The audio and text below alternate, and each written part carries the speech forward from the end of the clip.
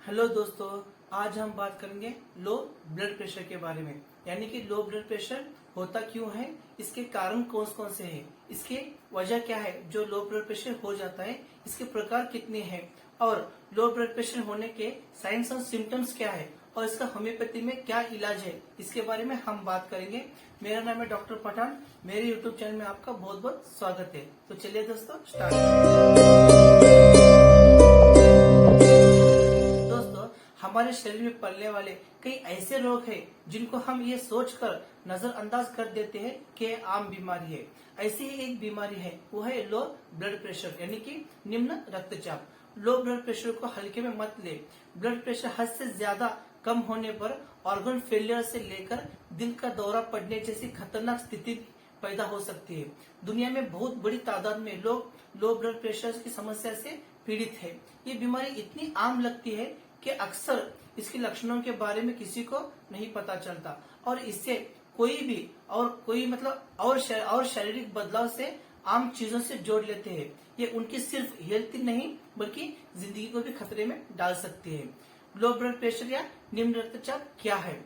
इसके कभी कभी आप थका हुआ या महसूस कर सकते हैं या चक्कर आना महसूस कर सकते हैं।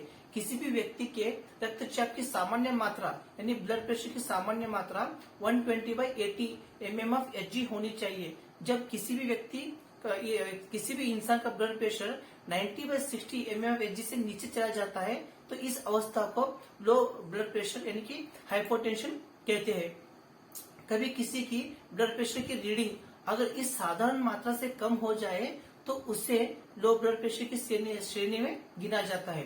ये कोई भी इंसान को किसी भी कारण से हो सकते हैं, जैसे कि शरीर में पानी की कमी होना, दवाइयों का असर होना, सर्जरी या गंभीर चोट लगना, अनुवांशिक या जेनेटिक कारणों के आधार पर, स्ट्रेस लेना, ड्रग्स का सेवन करना, खान पान की बुरी आदतें, ज्यादा समय तक भूखा रहना या अनियमित खान पान आदि कारणों से लो ब्लड प्रेशर हो सकता है।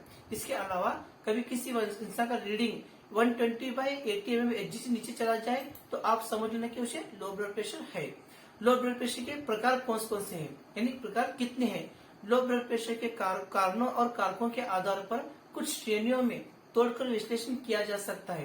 पहला है ऑर्थोस्टैटिक या पोस्चुरल हाइपोटेंशन।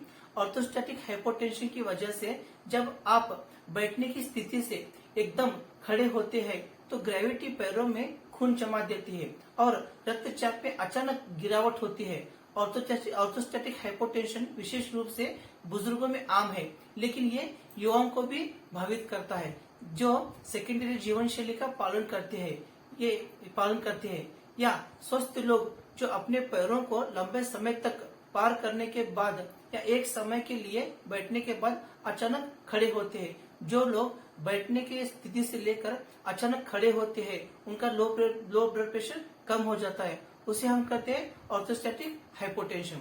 सेकेंड है पोस्चुरल हाइपोटेंशन, यानी कि खाने के बाद रक्तचाप में यह अचानक गिरावट ज्यादातर बुजुर्गों को प्रभावित करती है। आपके खाने के बाद रक्त आपके पाचन तंत्र में प्रभावित होता है। इसके सामान्य रूप से आपका शरीर आपकी हृदय का गति बढ़ाता है और रक्तचाप में सामान्य मात्रा को बनाए रखने में मदद करने के लिए कुछ रक्त वाहिकाओं को संकुचित करता है।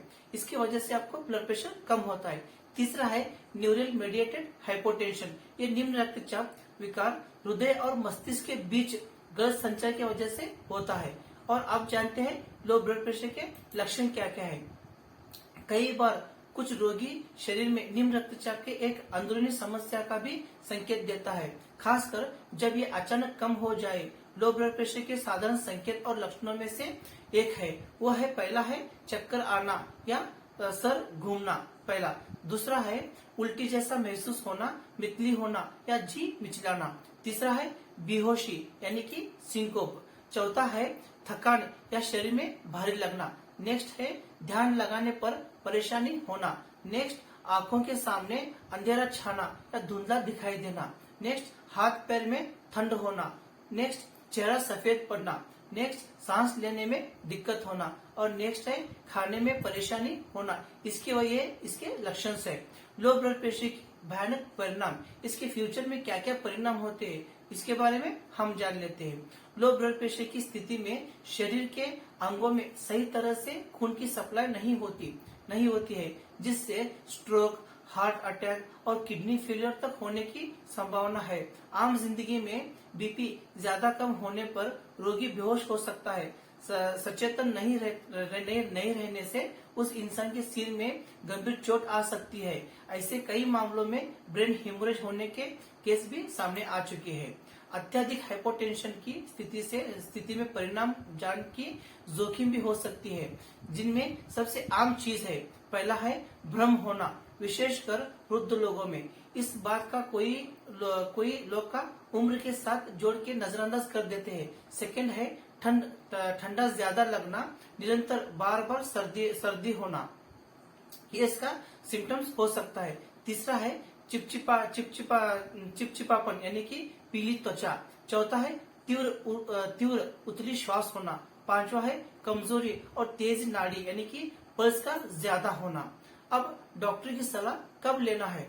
ऊपर मतलब जो मैं बताया हूँ, इसके लक्षणों में अगर आपको कहीं भी कोई भी संकेत मिलता है तो आपको तुरंत उस डॉक्टर से बात कर लेनी चाहिए। और अगर आपके ब्लड प्रेशर की रीडिंग लगातार कम है लेकिन ठीक महसूस हो रहा है तो आपका डॉक्टर से नियमित सलाह और परीक्षण करते रहना चाहिए। लक्षणों के मदद से ध्यान रखें आपका ब्लड प्रेशर क्यों और कब कम होता है। यह आपके स्वास्थ्य का रिकॉर्ड रखने के में मदद कर सकता है। आप इसकी रिकॉर्ड दिन ब दिन रखते जाइए। डाइट और लाइफस्टाइल में क्या बदलाव लाना जरूरी है? लो ब्लड प्रेशर का कोई निर्मूल उपचार नहीं है, मगर लो ब्लड प्रेशर को सही डाइट और बचाव के जरिए से नियंत्रित किया जा सकता है। पहला है खाने में नमक की मात्रा सामान्य रखें। शरीर के ब्लड प्रेशर को सामान्य रखने में मदद करता है और नमक जो मात्रा है उसे कम रखें। दूसरा है दिन भर में कम से कम 8 गिलास पानी या किसी अन्य तरह का लिकर पीजिए, जैसे कि दूध, मट्ठा, जूस, लस्सी आदि, ताकि शरीर हाइड्रेट बना रहे। तीसरा है एक झटके से अचानक नीचे से ऊपर की ओर न उठे। चौथा है दवाई डॉक्टर से सलाह करने के पर ही ले। अगर आपको किसी दवाई से रिएक्शन होती है तो इससे भी बीपी में गड़बड़ हो सकती है। नेक्स्ट है अत्यधिक मानसिक या शारीरिक स्ट्रेस लेने से बचे। सिगरेट, शराब या अन्य कोई नशे का सेवन न करें। नेक्स्ट खाने में हरी सब्जियों और फलों को ज्यादा से ज्यादा शामिल करें। नेक्स्ट है हाई कार्बो वाले खाने से बचाव करें।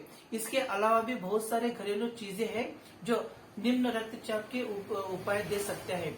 लो ब्लड प्रेशर के हाइपोटेंशन के घरेलू उपचार में मददगार साबित हुआ है, जैसे कि ब्लैक कॉफी, ज्यादा पानी पीना, कच्चे चुकंदर या जूस और बादाम दूध आदि।